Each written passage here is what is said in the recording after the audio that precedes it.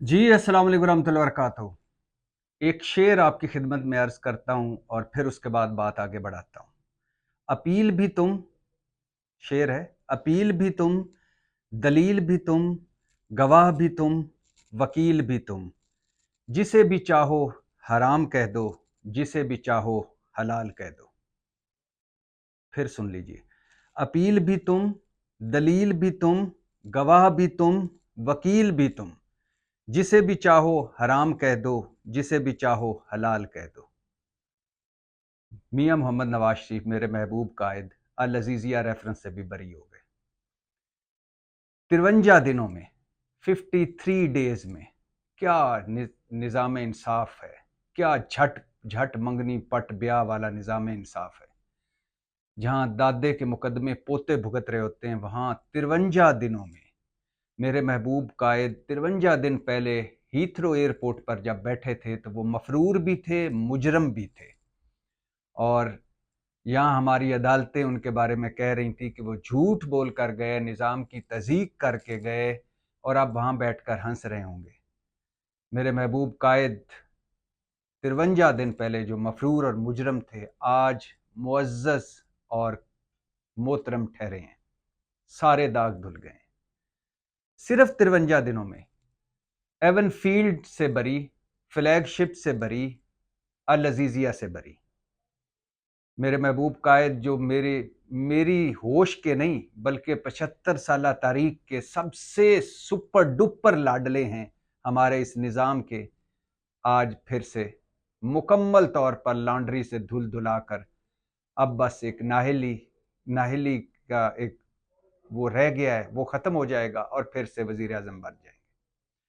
क्या Tom and Jerry हमारा निज़ाम इंसाफ है, क्या हमारा निज़ाम अदल है, कमाल है। 53 दिनों में मेरे महबूब कायद सब कुछ खत्म करवा कर बरी हो गए, सब कुछ खू खाते चला गया। मेरे महबूब कायद जिन्होंने पार्लियामेंट में झूठ बोला, सुप्रीम कोर्ट में झूठ बोला, इत्साब अदालतों में झूठ बोला, जीआईटी में झूठ बोला और कतरी खत झूठ, ट्रस्ट डीड झूठ, कैलबरी फाउंड झूठ और इसके अलावा क्या क्या बताऊं मेरे महबूब कायद का। मेरे असास से ज़राए आमदन से ज़्यादा तो तुम्हें क्या। सही कहा था मेरे महबूब कायद, हमें समझने में देर हो गई। और मेरे महबूब कायद को आज अल अजीजिया में 2 रुकनी बेंच, इस्लामाबाद हाई कोर्ट जिसने मुर्गी चोर को जमानत नहीं दी थी कि यादी चोर है, उसने नवाज शरीफ साहब को बिना पेश हुए पहले उनकी अपील मंजूर कर ली, दरखास्त मंजूर कर ली, उनको हिफाजती ज़मानत दी, उनको एवन फील्ड से बरी किया, उनको फ्लैगशिप से बरी किया, उनको अल अजीजिया से बरी कर दिया। अपील भी तुम, दलील भी तुम, गवाह भी तुम, वकील भी तुम, जिसे भी चाहो हराम कह दो, जिसे भी चाहो हलाल कह दो। एवन फील्ड मौजूद है, एवन फील्ड अपार्टमेंट्स जो हैं वो मौजूद हैं और उसमें हाउस ऑफ शरीफ की फैमिली रह रही है, मनी ट्रेल भी नहीं है, लेकिन बरी बरी हो गए, कुछ दिए बिना बरी हो गए। फ्लैगशिप रेफरेंस पे नैब सरेंडर कर गया, बरी। अल अजीजिया पे जिसकी सजा जज अरशद मलिक ने दी थी और आज जज अरशद मलिक की ऑडियो वीडियो से मुकर गए हैं। और क्योंकि जज अरशद मलिक की ऑडियो वीडियोस को क्या जरूरत थी ने सामने लाने की, क्योंकि उससे उसके अलावा भी बरी हो जाना था। लेकिन अगर उसे सामने ले आते, उसे अदालत की कार्रवाई का हिस्सा बनाते, तो फिर उन साबित करना पड़ती कि ये असली हैं, वो साबित नहीं कर सकते थे, लिहाजा उन्हें लाए ही नहीं और अल अजीजिया से बरी। और अल अजीजिया हिल मेटल वो है 2001 में फैक्ट्री बनी, जब ये जलावतन थे सऊदी अरब, फिर हिल मेटल कंपनी बनी।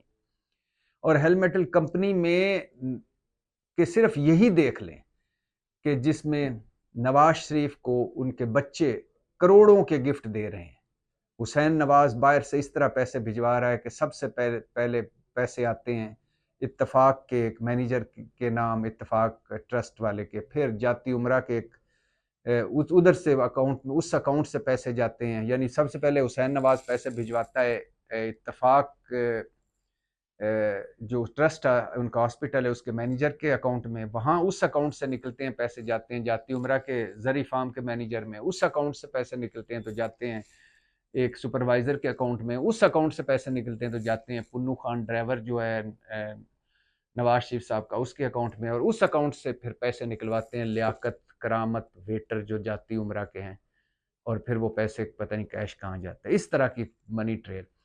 हुसैन नवाज वालिद साहब को गिफ्ट देते हैं, फॉर एग्जांपल 2 करोड़ भिजवाते हैं, वो नवाज शरीफ साहब 2 करोड़ मरियम नवाज को दे देती है, मरियम नवाज 2 करोड़ हसन नवाज को देते हैं, हसन नवाज 2 करोड़ दे देते हैं वो वापस हुसैन नवाज को, हुसैन नवाज फिर आगे इस तरह घुमा घुमा घुमा घुमा, और कंपनी खसारे में है, फैक्ट्री खसारे में है, लेकिन प्रॉफिट भिजवाया जा रहा है नवाज शरीफ को। और इसी केस में नवाज शरीफ को 88%, अब तो ये सारी मुबैना कहानियां कह लें, अब मुबैना कहानियां, इसी मुबैना तौर पर 88% मुनाफा नवाज शरीफ को मिला।